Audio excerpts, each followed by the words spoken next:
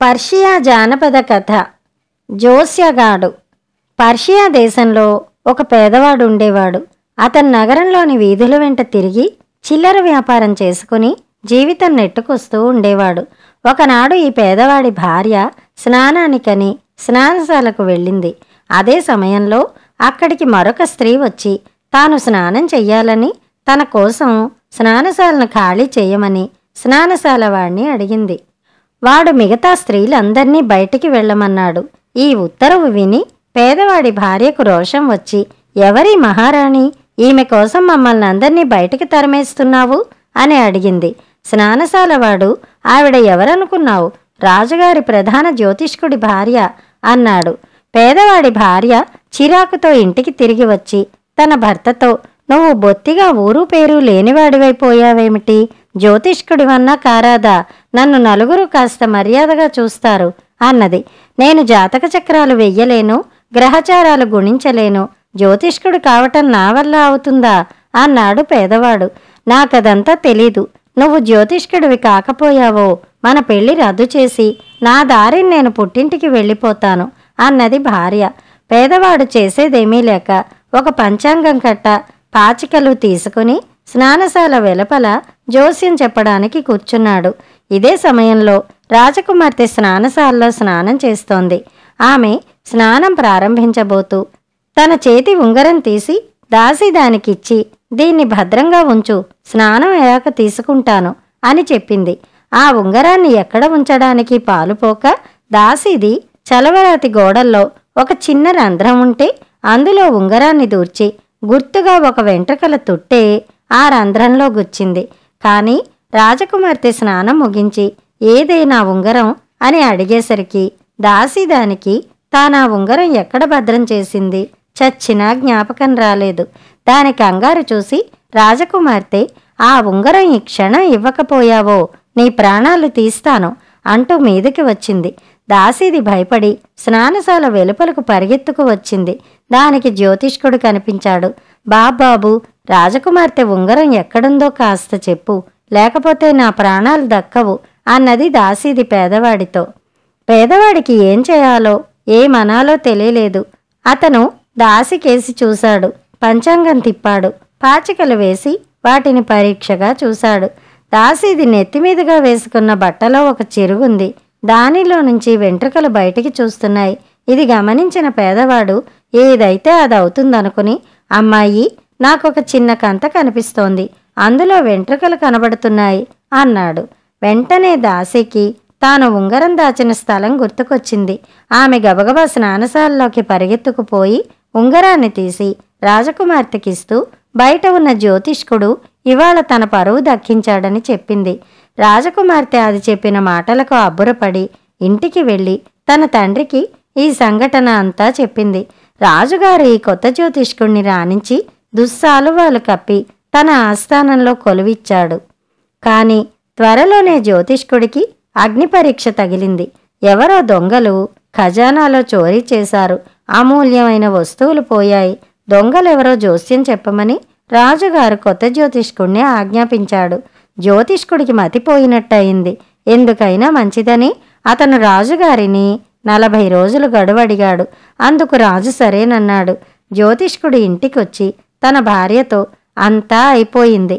జ్యోతిష్కుడు కమ్మని నా ప్రాణాలు తీశావు. రాజుగారి ఖజానాలో చోరీ జరిగింది.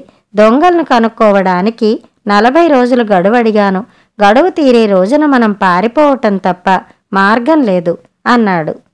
లెక్క తెలియగల అందులకు జ్యోతిష్కుడి భార్య 40 ఖర్జూరాలను ఎంచి ఒక జాడీలో వేసి, ప్రతి సాయంకాలము ఒక్కొక్క ఖర్జూరం తినడానికి ఇస్తాను.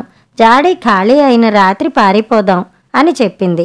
రాజుగారి ఖజానా దోచిన దొంగల జట్టులో సరిగా 40 మందే ఉన్నారు. జ్యోతిష్కుడు తమను పట్టి ఇవ్వటానికి నియోగించబడ్డట్టు వాళ్లకు తెలిసింది. ఆ సాయంకాలం చీకటి పడే వేళకు దొంగలు తమలో ఒకణ్ణి జ్యోతిష్కుడి ఇంటికి పంపి లోపల జరిగే సంభాషణ విని రమ్మన్నారు.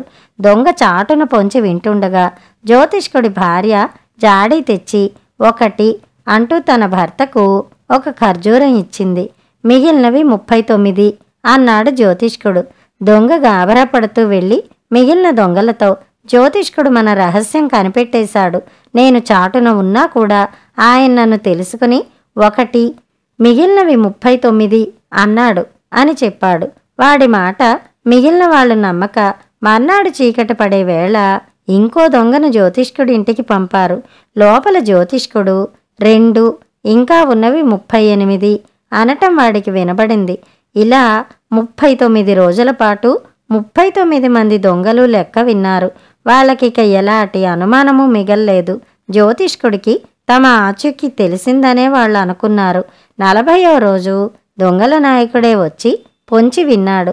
లోపల జ్యోతిష్కుడికి ఆఖరు ఖర్జూరం ఇస్తూ, ఇదే ఆఖరిది, చూసావా, ఇది లోగడ వాటన్నిటికన్నా చాలా పెద్దది అన్నది భార్య. దొంగల నాయకుడికి కాళ్ళు చల్లబడ్డాయి.